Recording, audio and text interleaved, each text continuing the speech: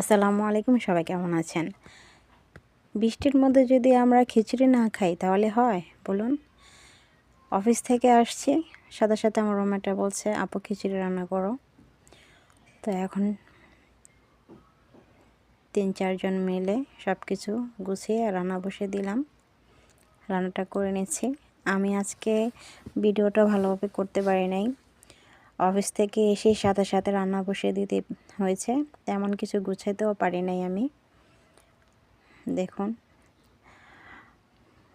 বৃষ্টি হচ্ছে আমাদের এখানে,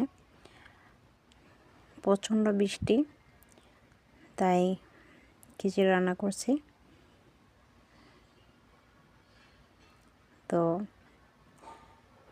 খিচুড়ি রান্না হয়ে যাচ্ছে আমার।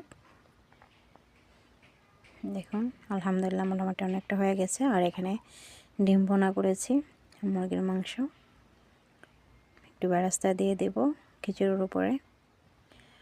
চলে আসছে সবাই খাওয়ার জন্য। এই যে দেখুন, খেতে বসছি আমরা। তো আজকে রান্না আমাদের কেমন হয়েছে জানাবেন। আল্লাহ হাফিজ।